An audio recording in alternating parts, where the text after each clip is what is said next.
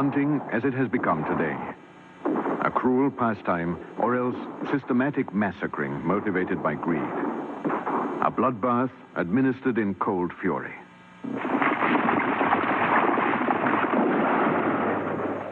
Originally, however, the relationship between man and hunting was quite different.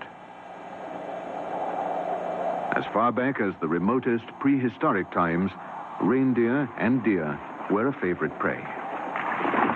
Scientists specialized in that period of human evolution frequently find in the caves that provided shelter for our hunting ancestors the remains of animals killed 10, 15, or even 20,000 years ago. The caveman's main source of food was through hunting. And to be sure of catching his prey, he relied not only on cunning and the perfecting of his weapons, but also, strange as it may seem, on painting. The figures of animals on the rocks.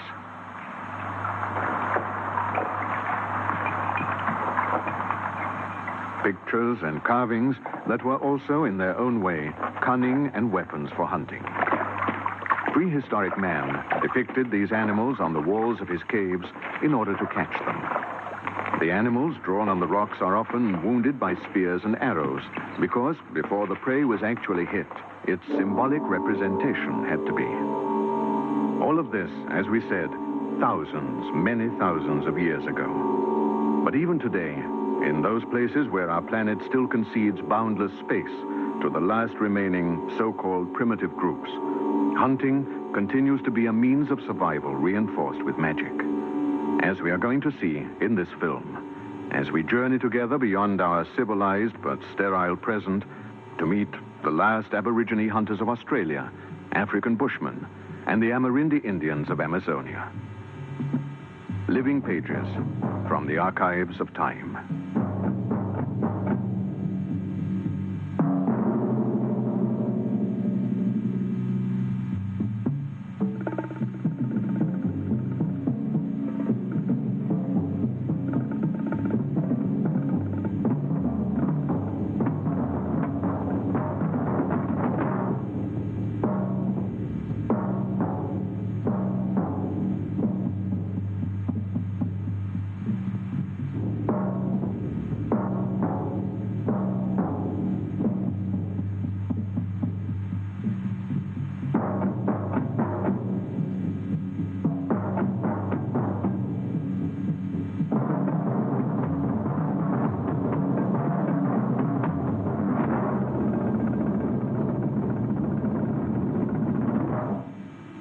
In the vast silence of northeast Australia, the Aborigine is a nomadic creature who sleeps in the open. To resist the extreme cold, the Aborigine's body has learned how to slow down its blood circulation. During the hours of sleep, the Aborigine's limbs are, to all intents and purposes, lifeless.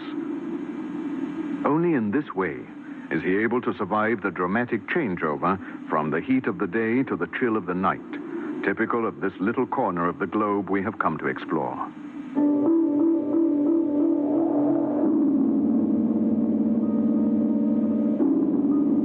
Every time he wakes up, the Aborigine nomad has to move his limbs very slowly, one by one, to reactivate the circulation he managed to slow down by a mechanism akin to feedback.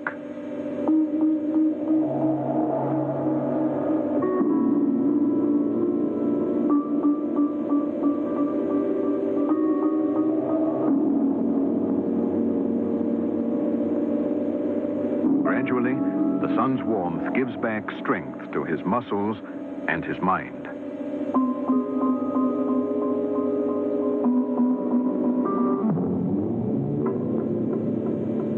He needs that strength of mind and body in order to dedicate himself to the activity that occupies his waking hours every day. The activity essential for his survival and that of his group. He feels weak and helpless in the face of the immensity and grandeur of nature. He therefore seeks comfort and help in magic working dances. Very often, before a particularly difficult hunting expedition, a group of Aborigines mimes the pursuit and catching of a buffalo, offspring of the sun, according to his mythology.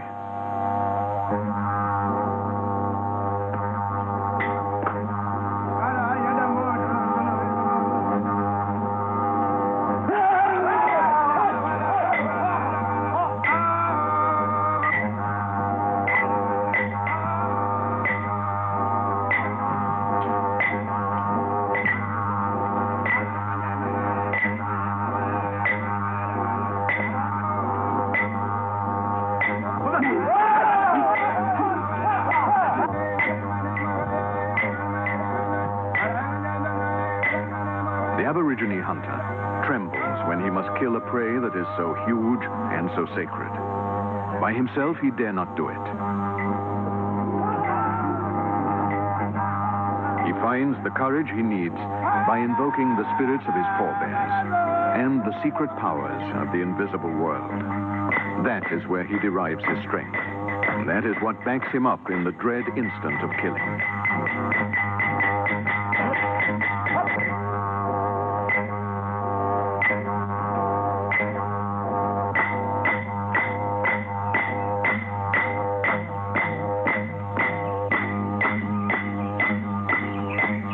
The archives of time still preserve in this part of the world proof of the survival of the rock paintings that exorcise the fear and awe associated with hunting in prehistoric times. Here, in those places considered to be sacred, generations of Aborigines have continued to make the propitiatory drawings that facilitate the catching of animals. In other spots, it is trees that provide the canvas for these magical images. We watch a Gavingo Aborigine detaching bark from a eucalyptus. Only on this particular bark, according to the Gavingos, can they symbolically depict their protector spirits, the Mimi, demons of nature that take on thread-like form.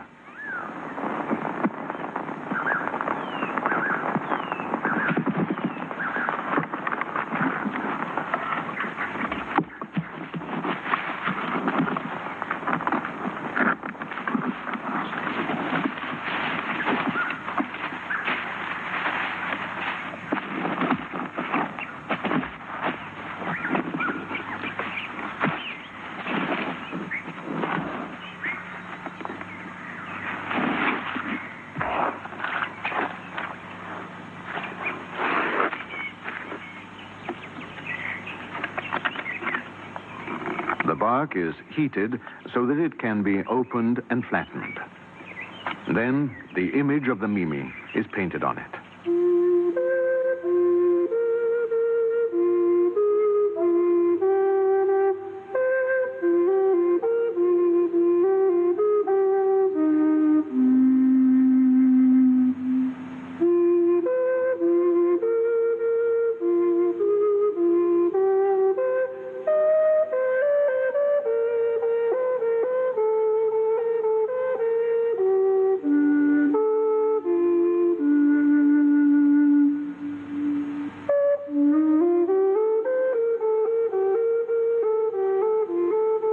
Through their portraits, on tree bark, and on the bare rock, the Mimi will use their powers to ensure that the hunting expedition is successful.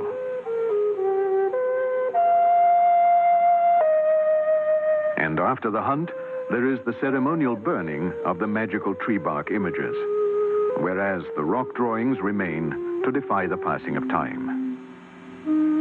For primitive man, whether our prehistoric ancestor or the Australian Aborigine who also lives by hunting, art is not a product unto itself. It is always inextricably linked with rituals and myths. When the work is completed, the man who has created it feels that the image that has emerged from his hands no longer belongs to him. It is the Mimi who is to assist the hunter who now owns the drawing. The celebrant takes the two ritual sticks and starts to perform a musical formula of consecration. Through the magical powers of the Mimi, this consecration flows from the rock into the weapons prepared by the hunter. It goes without saying that the Aborigine does not rely on his weapons only because they have been made sacred by the magic-imbued image. His trust in his weapons is also based on his ability to increase their effectiveness. He uses a special device to endow his spear with greater thrust and penetrating power. The prey is not easy to catch, and the magic wrought by drawings and musical rhythms calls for insistent, tireless application.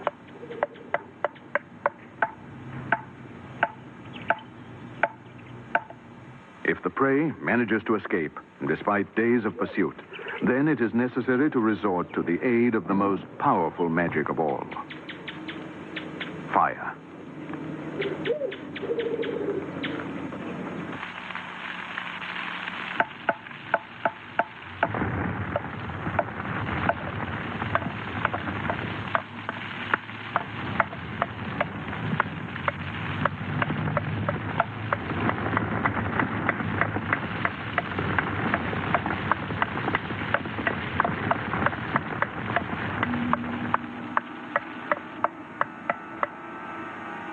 In the most isolated savanna of Australia, the archives of time have caught unique moments that re-evoke the magic used by our caveman ancestors, when hunting always meant fatigue and the risk of disappointment.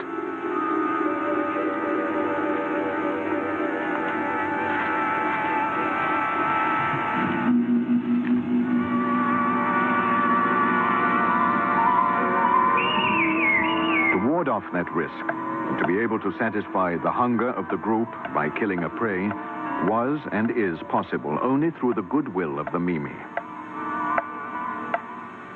To work a magic spell is equivalent to believing that magic works. For among primitive peoples, there is no such thing as chance. Fear and hunger will not touch those who are loyal to the Mimi, that silently watch over their last faithful devotees.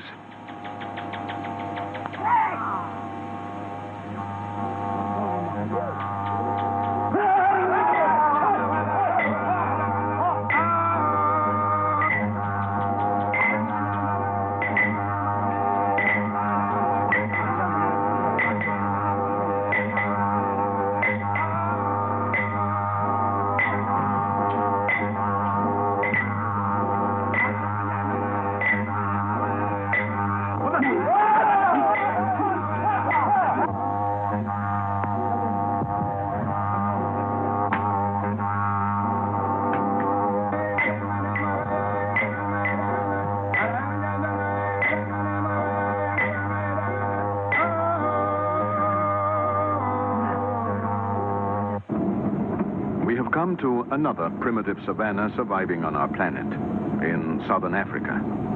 We have come here to share some of the experiences of the Bushmen of the Kalahari Desert. Short in stature, but full of courage, though extremely poor, at least in material terms. He still clothes himself with the skins of the animals he catches. The Bushmen live in small groups in simple huts made of leaves, branches, and moss. Once in a while, when the catch is not enough to feed his family, when the last bone has been gnawed, he picks the berries that appear in the desert after the infrequent downpours of rain.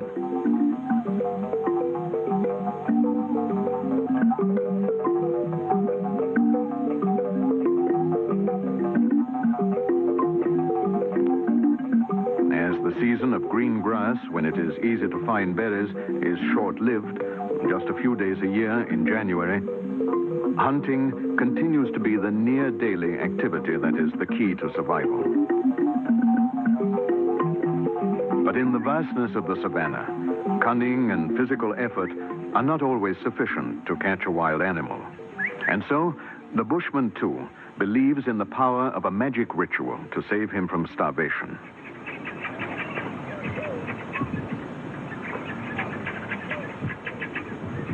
The ostrich mime. One of the most curious tricks used by primitive groups to catch wild animals. A young boy is dressed up in ostrich plumes to be the star of a hunting expedition that is pure theater. The fake ostrich gets as near as he can to the animals of the savanna. His imitation of the typical behavior of ostriches is apparently convincing. Slowly, he tries to induce as many animals as possible to make their way to where the hunters are lying in wait, armed with bows and poison-tipped arrows.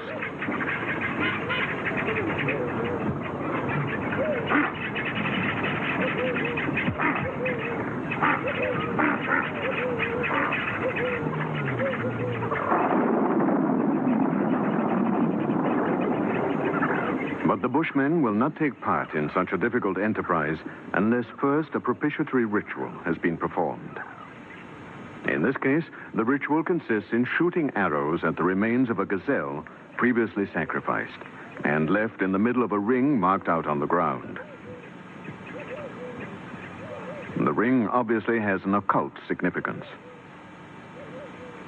The arrows, shot symbolically in this ritual, will eventually have the power to hit the finest animal in the herd, which the two men intend to track down. And in fact, after this ritual killing, the prey will seem to be more vulnerable. This chant also has a magical function. It commands the arrow to become heavier. The bushman knows only too well how light his arrows are. In fact, they must be shot in such a way that their flight describes a parabola, so as to fall almost vertically with increased powers of penetration.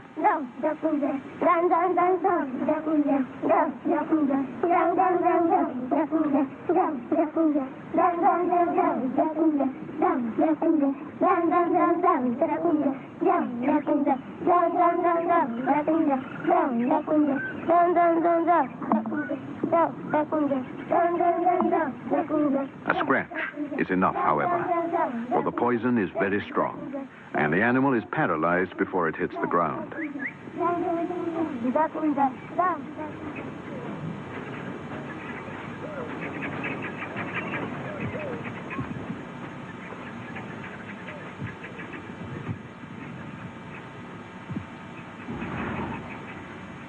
In the meantime, the feathered mime has been slowly driving his fellow ostriches in the right direction.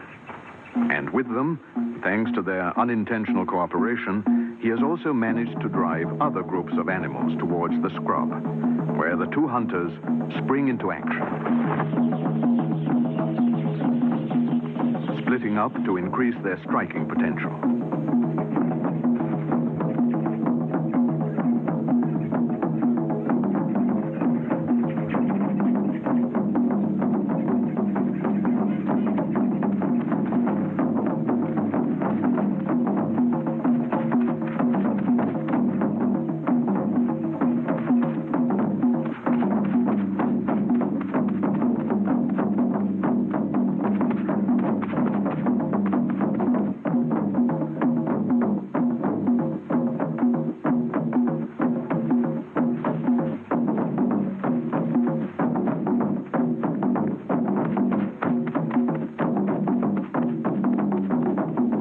Incredibly, the chosen prey reacts as if it were trapped in the magic circle. The spell cast by instrumental magic does its work, and the arrow chant has indeed made the weapon infallible and deadly.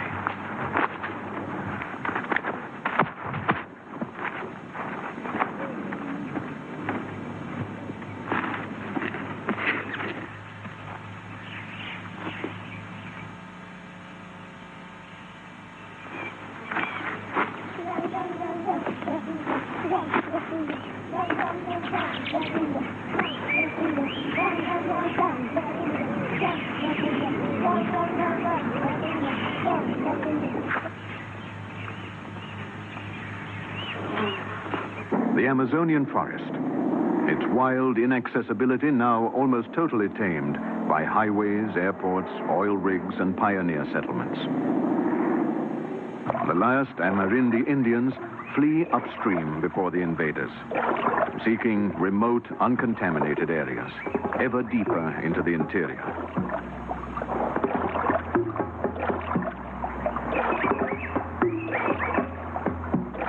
We are following a Yanomami tribe belonging to the Vaika group along the upper Orinoco, a river that is 7,000 kilometers long.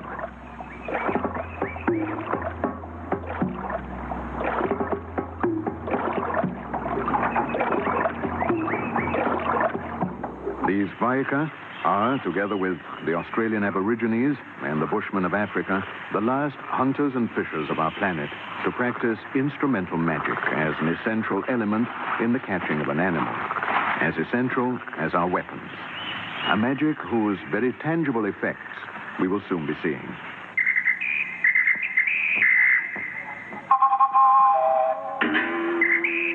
After every fresh move, the Vaika hunters conquer their fear of new places by painting their bodies and faces.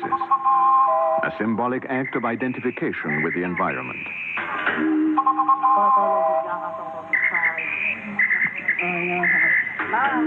The wavy lines represent the water of the river and its currents. Perhaps the black patches on the skin are intended to express the mystery of unknown waters that must be fished. To shake off this fear of the unknown, the Vaika must make contact with the spirits of the animals and plants of the forest. The only way to do this is by being freed from the restrictions of the senses, by leaving the body, a journey that only the bravest men of the group make, by blowing a drug called yopo up their nostrils.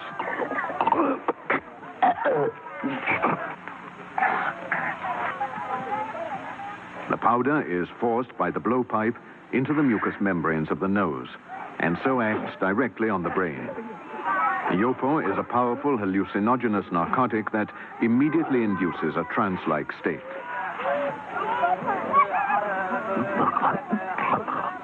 The most fortunate of the Indians taking part in the ceremonial drugging will be able to distinguish, in the midst of his hallucinations, the secret signs indicating the whereabouts of a liana that has a magic power.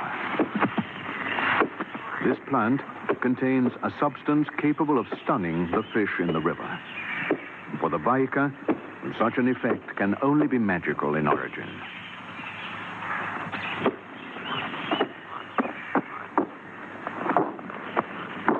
In actual fact, the magic lies in their own knowledge of nature. Thanks to this heritage of experience and intuitions, they are masters of the world of plants, knowing all their secrets, all the benefits and risks of herbs and roots, fruit and flowers, and in this case, of lianas.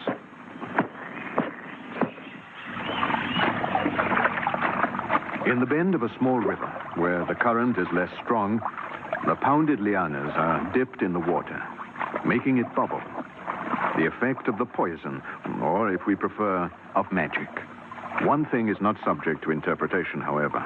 The fish float up to the surface and are easily caught with the hands.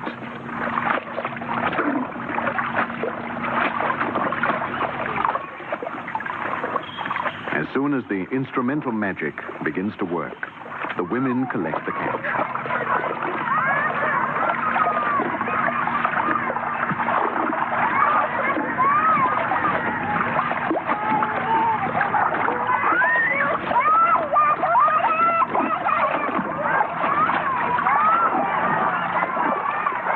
Fibers of the magic liana obviously cause a chemical reaction in the water that reduces its oxygen content.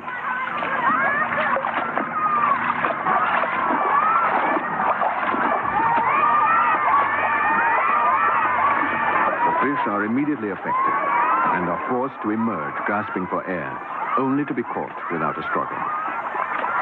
And the reason the women do not kill them there and then is that they believe the effects of the magic would wear off if blood were to be shed in the water.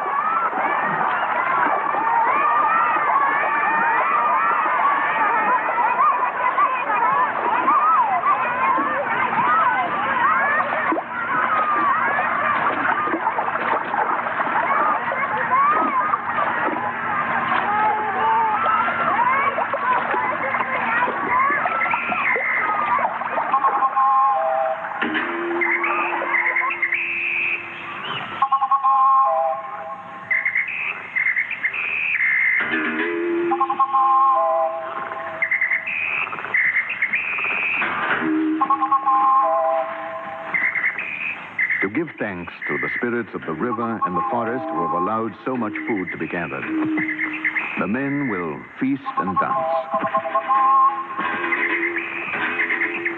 They will perform their simple dance in the middle of the chapuno, which they have erected in haste.